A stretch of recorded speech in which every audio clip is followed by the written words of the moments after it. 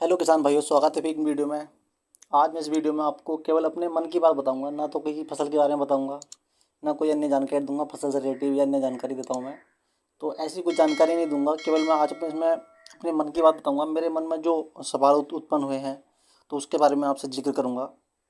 तो बात इससे इस प्रकार है कि किसान की आजकल सोच क्या हो गई है, उसके बारे में इस प्रकार सोचता है, किस तरह से वो उत्पादन लेना चाहता है और कैसा उत्पादन चाहिए उसे।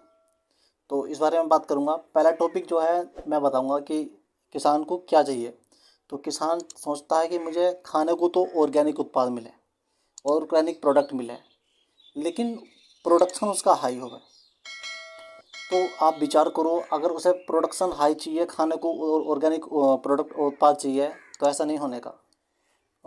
जब हाई प्रोडक्शन चाहिए तो ज़्यादा से ज़्यादा खाद का प्रयोग करेगा, दवाइयों का प्रयोग करेगा, केमिकल का प्रयोग करेगा।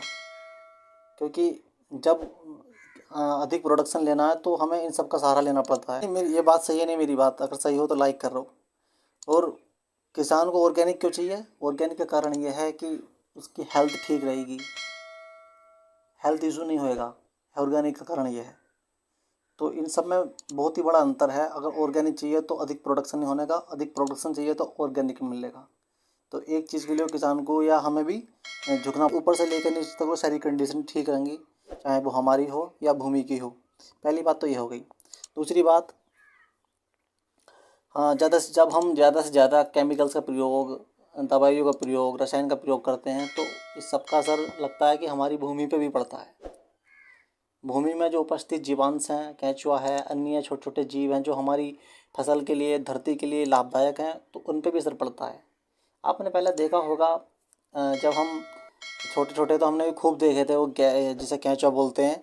तो धरती में बहुत ही मात्रा में दिखाई देते थे। थोड़ी सी बारिश पड़ जाती थी तो ऐसा ऊपर आ जाते थे, बहुत ही अधिक मात्रा में। लेकिन अब दिखाई नहीं देते। कारण क्या है?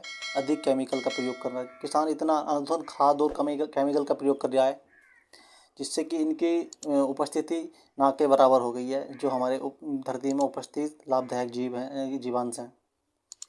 तो इस सब का भी असर पड़ रहा है धरती पे, और इन सब का असर हमारे स्वास्थ्य पे भी पड़ रहा है। हर साल कोई ना कोई बीमारी का सामना करता है किसान भी। जो धरती में उपस्थित जीवांश होता है, जब हम भारी भारी इक्विपमेंट चलाते हैं तो उस पर ज़रूर असर पड़ता होगा।